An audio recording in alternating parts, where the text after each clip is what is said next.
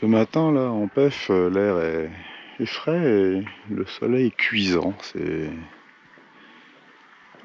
C'est ainsi en hiver austral hein, sur les hautes terres. Là on voit le lac Itas. Le niveau de l'eau est assez bas. Il y a un vent qui s'est levé parce qu'il y a une demi-heure l'eau grise luisait de reflets vert-brun là et on voit qu'il y a des petites vaguelettes en tout petit au loin, les pirogues des pêcheurs. Et puis là, c'est actuellement la saison pour planter à nouveau le riz. En contrebas, dans les rizières, eh bien c'est en terre, hein, c'est brun, noir. On voit ces petits rectangles de verre quasiment fluorescents. Ce sont les semis de riz que les paysans là sont en train de repiquer dans les parcelles en eau.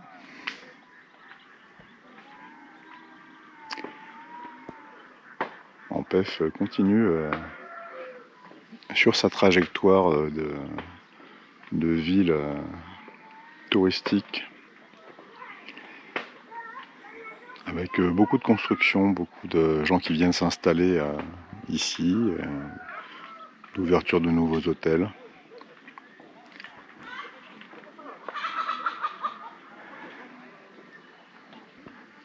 Il y a des activités qui s'implantent, hein. Il y avait déjà du parapente qui partait en face là-bas du Fari Hotel. Il y en a je crois un autre endroit.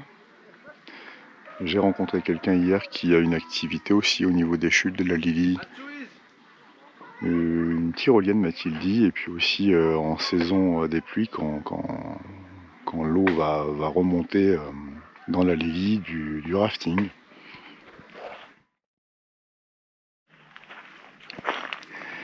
Alors bonjour à tous. Un petit épisode de Quoi de neuf à Madagascar, tourné dans l'Itas ce matin.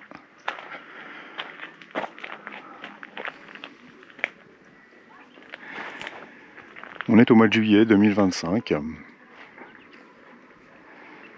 Beaucoup d'entre vous seront peut-être en train de préparer leurs vacances d'été dans l'hémisphère nord.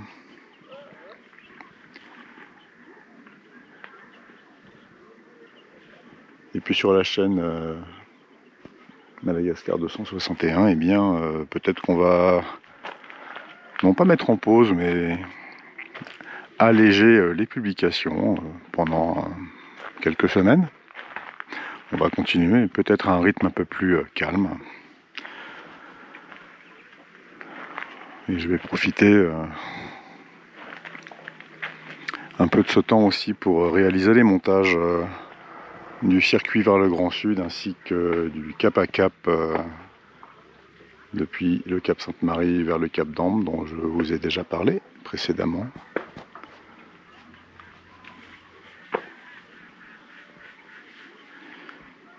Il y a eu cette vidéo dans les rues de Tanak,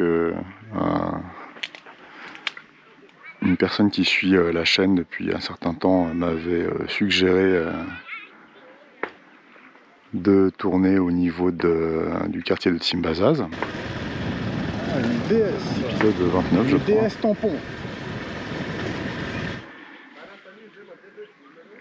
Et puis auparavant, bien sûr, ce tournage qu'on a fait avec Jean-Marc à Farafangan, et notamment la première partie dans le marché. C'est une vidéo que beaucoup de monde a regardé. Donc ça m'a fait plaisir que ce petit montage plaise autant. Moi en tout cas ça m'a beaucoup plu de le faire et de le tourner. Là il va y avoir une vidéo, ça sera la dernière des FAQ voyage et moto sur le circuit sud-est avec Jean-Marc où nous remontions vers Ancirabé, que je vous invite à regarder lorsqu'elle sortira. Et puis je pense que Jean-Marc est assez motivé pour tourner d'autres petits sujets, donc vous le reverrez apparaître, je pense, de temps en temps, avec moi en voix off. C'est lui qui fait l'acteur. Et enfin, une vidéo dans les rues de Tana qui va s'en aller vers le nord-ouest de la capitale. Ce sera intéressant ce contraste entre le quartier d'Itos où on va se retrouver, qui n'est d'ailleurs pas un quartier, c'est une commune urbaine, très grande, très peuplée. Et si on suit la route, eh bien, on se retrouve dans les rizières, dans les marais, et on va aller en direction d'une colline, une commune historique du nom d'Ambouiti-Manzac. Et celle-là aussi, je vous suggère de la regarder quand elle sortira, car on est dans le contraste malgache encore une fois.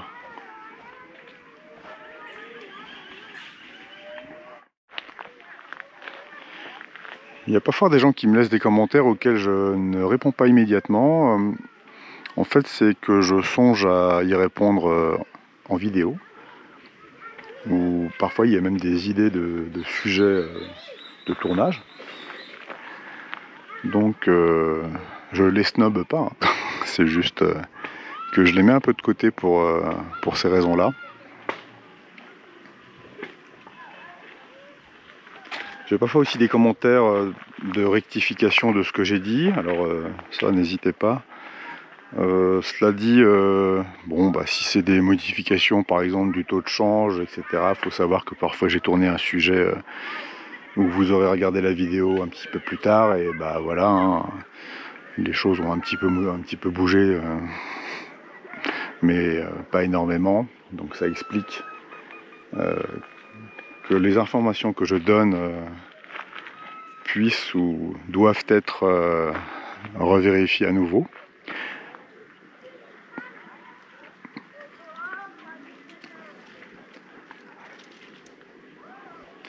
Et c'est rigolo, on commence à rencontrer maintenant sur Mada des gens qui connaissent la chaîne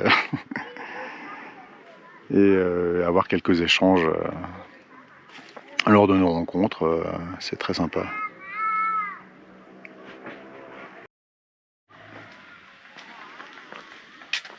Ah bah tu bosses toi, hein.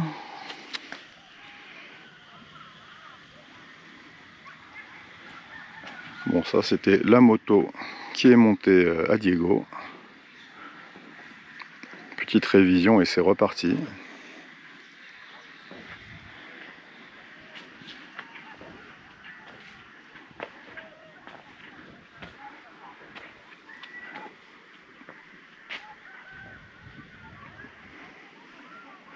Là il doit être pas loin de 10 heures et comme d'habitude je traîne.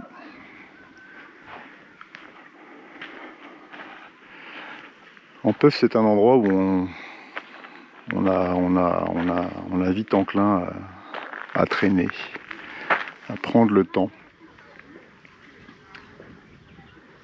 Je sais pas si le temps passe ou si nous le traversons. Ou... Ouais, je pense pas qu'on le prenne le temps, mais en tout cas, rien de presse.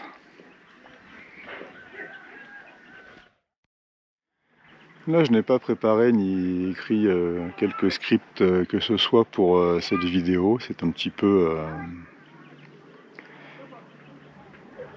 comme ça sur le tas. Je repense à aussi un commentaire qu'on m'avait laissé. J'avais parlé des produits chinois en parlant de qualité. Alors voilà, j'ai eu quelqu'un qui m'a dit que les Chinois c'était super et c'était fort. Ne croyez pas que je méprise ou que je critique qui que ce soit, les Chinois non plus, ni la Chine, civilisation millénaire. Hein. Non, je parlais simplement des différences de qualité de produits exportés dans des pays plus pauvres ou quand vous avez quelque chose de qualité assez correcte, hein, mais vendu à une population qui a un faible pouvoir d'achat je sais pas, même les thons, vous voyez là ce qu'on appelle les capes ici, c'est pas fait localement, c'est fabriqué en Chine ou dans d'autres pays d'Asie du Sud-Est et ils arrivent à défier la concurrence locale. Donc pour arriver à ces prix bas, c'est simplement qu'on a une qualité moindre. Mais on est bien d'accord que de Chine viennent des appareils comme les iPhones, sont construites des fusées, des stations spatiales, des avions de ligne. Il n'y a pas de jugement de valeur, mais il y a différentes qualités pour les différents budgets. Voilà. Et pour parler des motos, par exemple, eh bien, vous avez des marques japonaises qui aujourd'hui sont fabriquées en Chine. Et ce qui fait qu'on a des gens comme moi qui achètent des motos chinoises parce qu'elles sont beaucoup moins chères et pas beaucoup moins bien. Donc voilà. C'est amusant, vous voyez, cette saison, je croise des gens qui viennent de France notamment, sur Tana, et il semble que nous soyons en pleine période de canicule là-bas. Et ils viennent prendre de l'air frais à Madagascar. C'est tout à fait inversé. Donc on n'a pas 45 degrés à Tana, on serait plutôt sur des températures très, très fraîches, notamment la nuit, hein, où ça peut descendre entre 5 et 12 degrés, on va dire. Sur les hautes terres en général, hein, on est entre 1200 et 1500 mètres d'altitude. Et donc pour les gens qui ne connaissent pas la Grande Île, eh bien, non seulement les paysages sont variés, mais les types de climat aussi, avec des saisons parfois marquées. Alors si vous venez en été, en juillet-août, et que vous atterrissez à Tana, ou que vous séjournez sur les hautes terres, n'oubliez pas votre petite polaire, votre coupe-vent. Ne venez pas directement en Bermuda.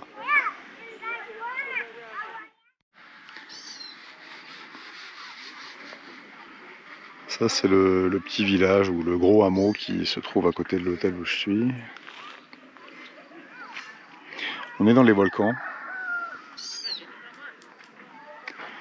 Ça a construit pas mal, hein, comme je le disais tout à l'heure, et j'encourage les gens à visiter la région. Alors ça va bétonner, hein, c'est comme ça, c'est un peu partout le même phénomène, mais c'est encore tout à fait agréable hein, aujourd'hui. Venez faire ce triangle-là, Tana, Ampef, Antsirabe. Notamment la belle route que j'ai déjà filmée à plusieurs reprises de Tana à Ampef et Antsirabe par Faratio et Sovinanjin.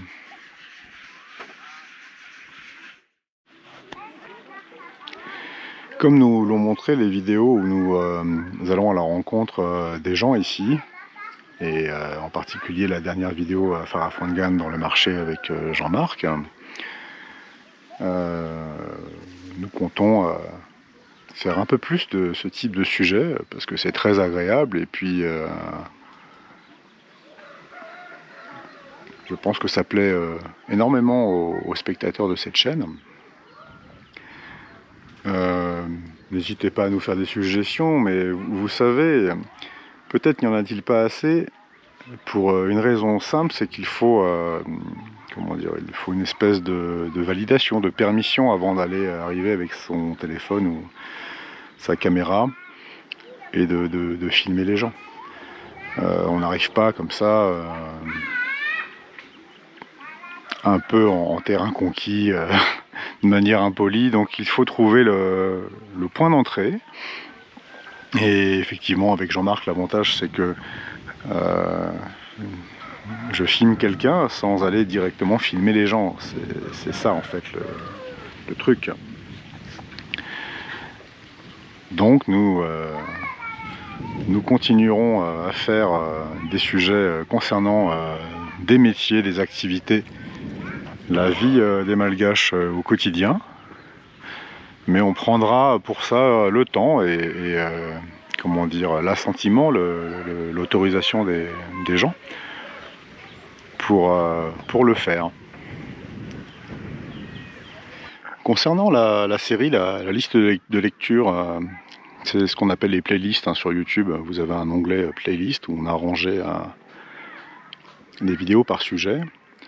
Il y a les rues de Tananarive. On en est déjà une trentaine. Je crois que j'ai déjà monté la 32e. Et puis là, je reviens de Tana où j'ai tourné 2 ou 3 épisodes. Je suis allé faire un tour dans le quartier d'Ivange et ses alentours. J'ai découvert des coins d'ailleurs que je ne connaissais pas. Et, c'est un quartier un peu bourgeois, on va dire. Hein. On a des résidences de luxe là-bas. Et puis toujours ces petits coins plus populaires à chaque détour de rue. Et je suis allé également suivre la route après en Katz, dans le quartier d'Ambouipou. On a un quartier qui s'appelle Ambulukanjin. Et si on suit cette route, eh bien c'est très étonnant, mais on débouche en Batoumar. Donc voilà, j'ai encore découvert des choses en faisant mes petits tours à Tana. Alors je commence à avoir bien quadrillé la ville. Et toutefois, j'ai l'impression de ne pas la connaître. Aussi, si vous avez des endroits, des quartiers à me suggérer, eh bien, je vous invite à le faire en commentaire. Et j'irai probablement les visiter. Quitte à repasser par des endroits qu'on a déjà filmés, mais peut-être en les filmant autrement. Et de la même manière, on m'a parlé de Fort-Dauphin et de la fameuse route des Bac plus 10, ouais c'est ça. Alors il paraît que maintenant c'est la route des Bac plus 9. Il y a un pont qui aurait été déjà construit, une petite portion. C'est un ami qui a fait un aller-retour Tirabé Fort-Dauphin à vélo, qui m'a dit ça. Alors moi c'est une route que j'ai déjà prise il y a quelques années en moto. C'est effectivement une magnifique route. Et puis au bout du chemin, Fort-Dauphin, très belle ville, très bel endroit. C'est une de mes villes préférées d'ailleurs. Difficile d'accès, c'est vrai. Peut-être que ça changera dans les années qui viennent si la RN12 est aménagée entre Wangenjan et puis Fort-Dauphin, avec tous ces ponts à traverser. Enfin, tous ces passages de rivière, c'est ce qui fait le charme, hein, la tente des bacs, etc.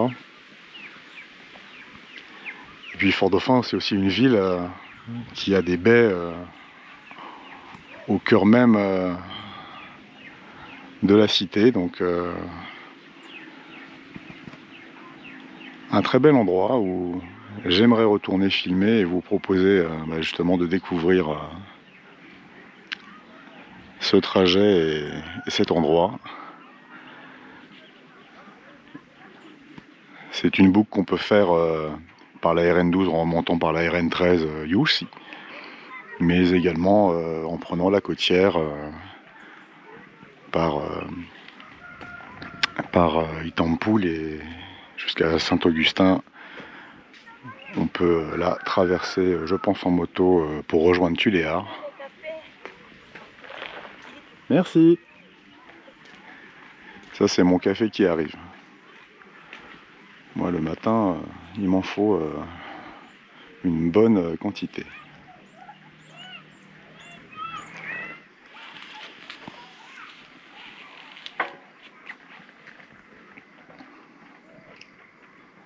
J'en parle parfois, peut-être pas assez, mais ça n'intéresse pas tout le monde, et je le comprends.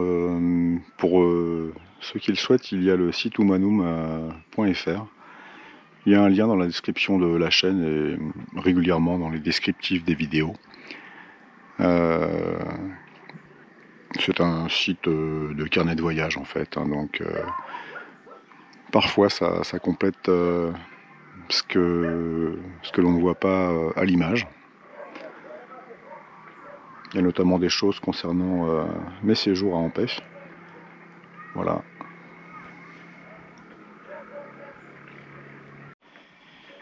Et puis pour les personnes que ça intéresse, et je sais que c'est un sujet de débat amusant, parfois animé, mais en tout cas très intéressant à Madagascar, c'est la question des ethnies et du nombre d'ethnies que nous trouvons ici. Alors eh bien, on dit toujours qu'il y a 18 ethnies à Madagascar. Et dernièrement, j'ai eu la surprise de voir sur une sorte, je ne sais plus comment on appelle ça, excusez-moi. Je cherche mes mots. Il y a en Sirabé un monument où se trouvent représentées les 18 ethnies. Alors on les trouve, toutes celles qu'on connaît sont là. Et puis je cherchais les Vèzes, je cherchais les Mikéas, on ne les trouve jamais malheureusement. Je cherchais même les Mascours, qui sont une ethnie du sud-ouest. Et j'ai eu la surprise de trouver une ethnie que je ne connaissais pas, malgré mes années à Madagascar, Zafissour. Zafisoro, ça s'écrit, Zafissour. Et alors je pense qu'il s'agit de peuples de la mer, puisqu'ils sont représentés avec une embarcation.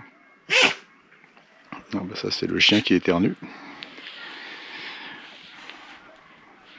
Donc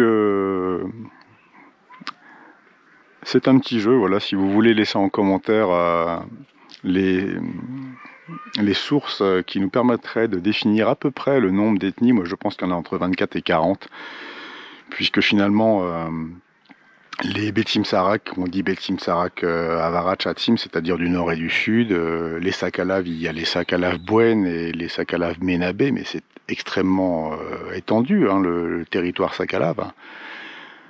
Alors que du côté sud-est, les territoires sont beaucoup plus petits, mais bien marqués par les ethnies des Antembaouk jusqu'aux Antesak et Antefas, en passant par les Antemours. J'ai même l'impression que les Afissours seraient une sous-ethnie sur Farafangan. Alors voilà, c'est un petit jeu, faut faire ça de manière plaisante, d'essayer de faire le tour de ces ethnies, et vous pouvez mettre les Chinois, les Karan et les Vasas dedans. Hein. Combien y a-t-il d'ethnies, comment on les nomme, est-ce qu'on peut les ranger par sous-ethnie? C'est pas péjoratif, une sous-ethnie ça veut dire qu'il y a une évolution ou une migration de territoire. Voilà, le jeu du mois, les ethnies malgaches. Et puis je disais des ethnies malgaches, mais si en plus vous pouvez compléter par les origines de peuplement, extrêmement intéressant. Enfin moi c'est quelque chose que j'aime beaucoup parce que ça permet de discuter avec les gens, et puis ça a vraiment un intérêt sociologique, hein, de savoir les influences d'Indonésie et d'Asie du Sud-Est en général, les influences africaines, on parle des Bantous notamment, les influences arabes évidemment, bien sûr au nord-ouest, mais également au sud-est, avec les sourabés qui préexistaient à l'introduction de l'alphabet latin à Madagascar, les influences indiennes, les influences chinoises peut-être plus récentes mais très marquées sur la côte est, les influences européennes qu'on peut retrouver à Sainte-Marie avec les pirates, et puis par la suite avec les missionnaires anglais, les Norvégiens, les Français évidemment. Auparavant il y avait eu des Portugais, puisque Diego Suarez, ce sont des navigateurs portugais qui ont donné leur nom à cette ville.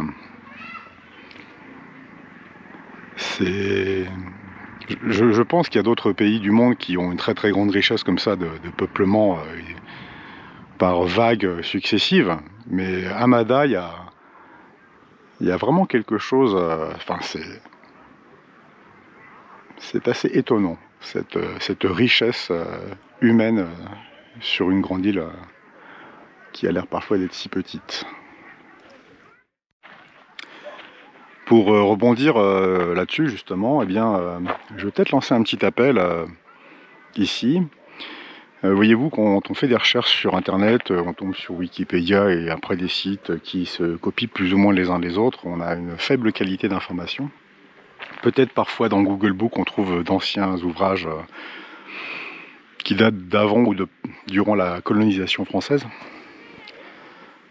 Mais il y a un manque cruel en fait d'écrits et d'études sur Madagascar et son peuplement.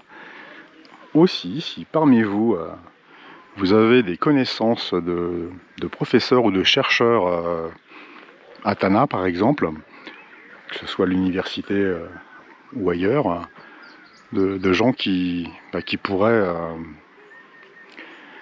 accepter de me rencontrer pour ma culture, ou même plus qui accepteraient de passer à l'image pour faire un petit reportage qui passerait sur Madagascar 261, eh bien je vous invite à me laisser un commentaire ou à me contacter en message privé sur la page Facebook de Madagascar 261. C'est avec un grand plaisir que j'irai voir ces personnes qui pourraient vraiment m'apprendre beaucoup de choses et peut-être en apprendre un peu à tous.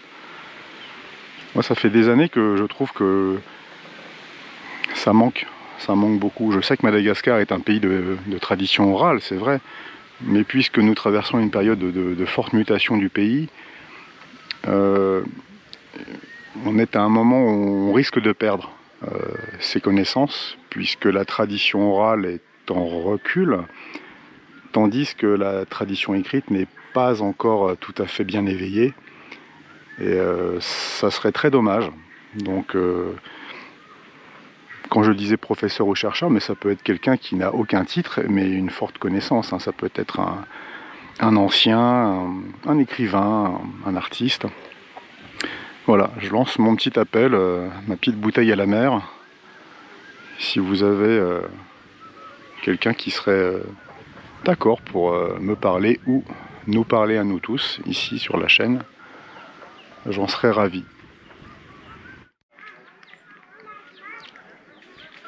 Je ne sais pas si je vais poursuivre cette vidéo plus loin à Antsirabe ou l'arrêter ici, et donc au cas où je vais vous dire au revoir,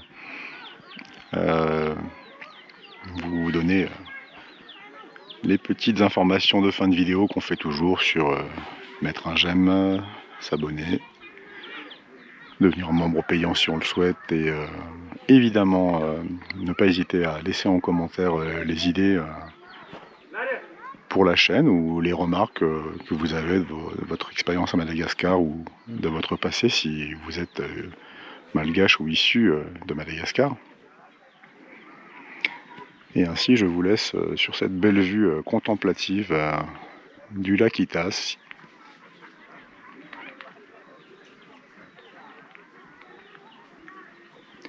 Ça fait du bien de venir ici, notamment quand on vient de faire 5000 km en moto, en avoir plein les yeux. Je ne vous cache pas que j'ai encore l'esprit et le mental qui sont peuplés de ces paysages et ces rencontres avec les gens.